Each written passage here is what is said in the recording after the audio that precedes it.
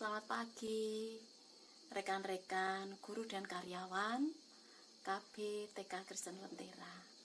Selamat bertemu lagi dalam renungan pagi pada hari ini. Mari sebelum kita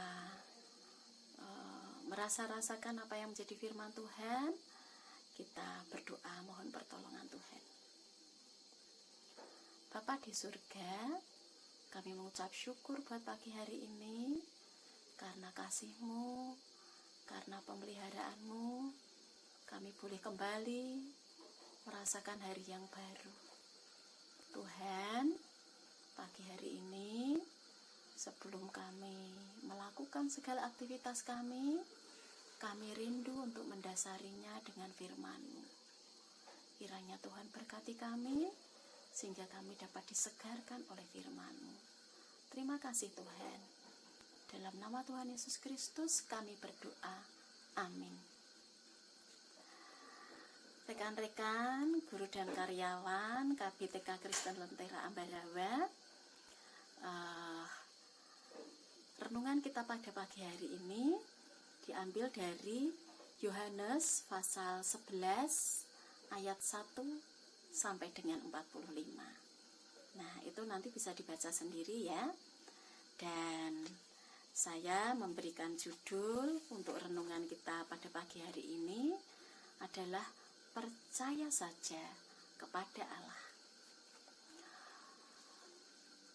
Saudara-saudara, Bapak Ibu yang dikasihi oleh Tuhan, di dalam menjalani kehidupan kita hari lepas hari tentunya ada banyak hal yang kita alami, baik itu yang menyukakan, yang mendukakan, peristiwa-peristiwa yang membawa kita dalam keadaan sukacita, bahkan peristiwa-peristiwa yang membawa kita dalam keresahan, kegundahan, keterpurukan, kecemasan.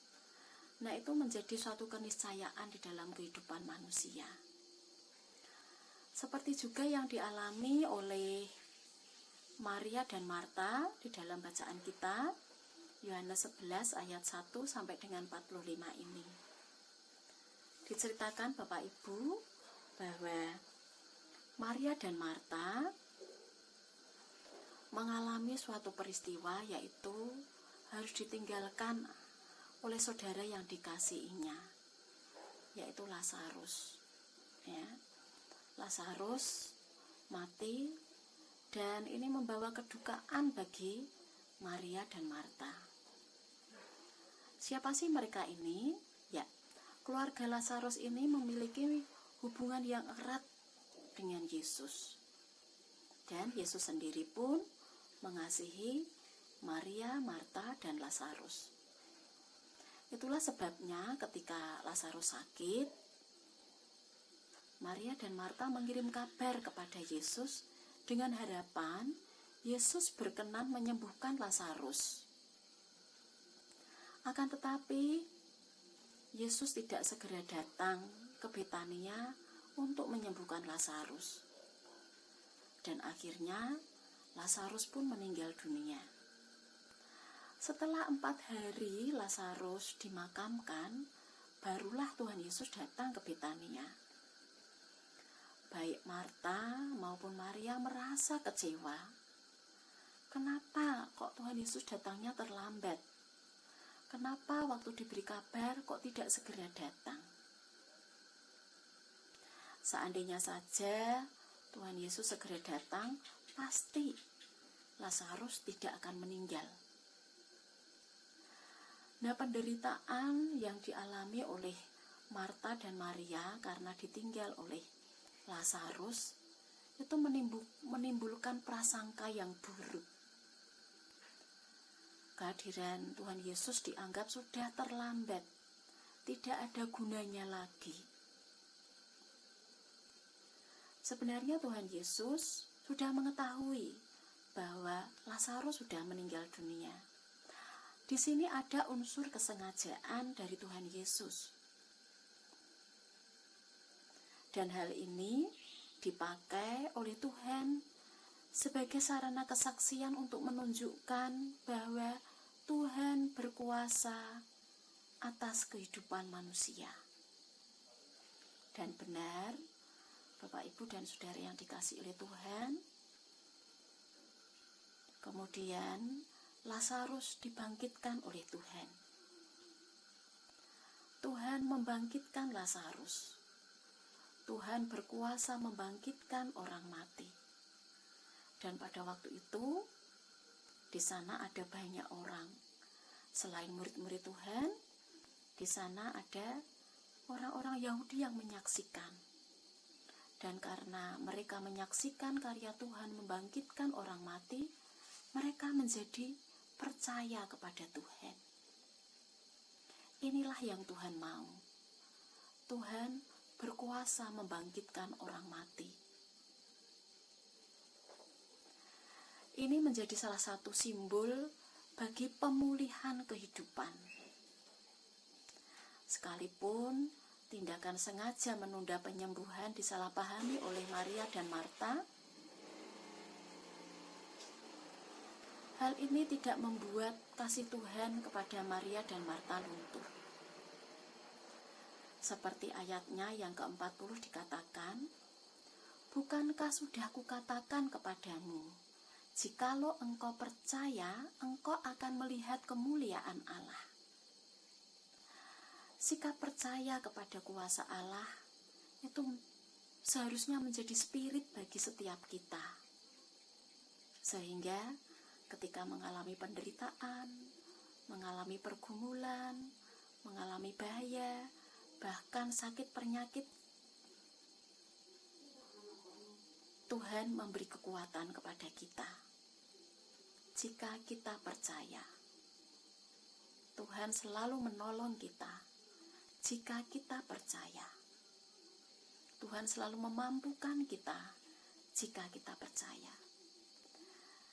Nah, Bapak, Ibu, dan Saudara yang dikasihi oleh Tuhan, saat ini kita juga sedang mengalami suatu hal yang mungkin kita tidak tahu kapan selesainya, yaitu mewabahnya virus corona. Tapi satu hal, ketika kita meletakkan ini ke dalam tangan Tuhan, yakinlah kita diberi kekuatan untuk dapat menjalaninya. Dan saat ini juga kegiatan belajar mengajar juga diliburkan untuk sementara waktu. Tentu ada banyak hal yang menjadi kekhawatiran kita, tapi percayalah, dengan demikian rencana Tuhan boleh terjadi. Anak-anak kita boleh semakin dekat dengan orang tuanya, bahkan mereka dapat mengekspresikan cinta kasih mereka kepada orang tuanya, dapat membantu kesibukan orang tuanya, dan kehidupan keluarga boleh semakin erat. Demikian juga dengan kita. Dengan demikian, kita lebih dekat kepada para orang tua, karena setiap hari kita menjadi lebih aktif dalam memberi kabar. Saya yakin dan percaya ini juga menjadi salah satu rencana Tuhan, sehingga kita pun dapat melakukan karya Tuhan di balik peristiwa ini. Mari kita bersama bersyukur apapun yang terjadi. Tidak hanya ketika sukacita saja kita bersyukur, tapi ketika kita mengalami suatu peristiwa, contohnya sekarang ini, kita tetap bersyukur dan mengandalkan pertolongan Tuhan. Mari kita hidupi sebagai orang percaya, mengandalkan segala sesuatu dengan kasih Tuhan. Amin. Mari kita berdoa. Terima kasih Tuhan buat firman-Mu. Biarlah ini menyegarkan kehidupan kami. Di dalam kami menjalani aktivitas kami, yang sepanjang hari ini kami boleh disegarkan dan dikuatkan. Bahkan hari-hari yang akan datang, kami boleh kembali menjadi segar.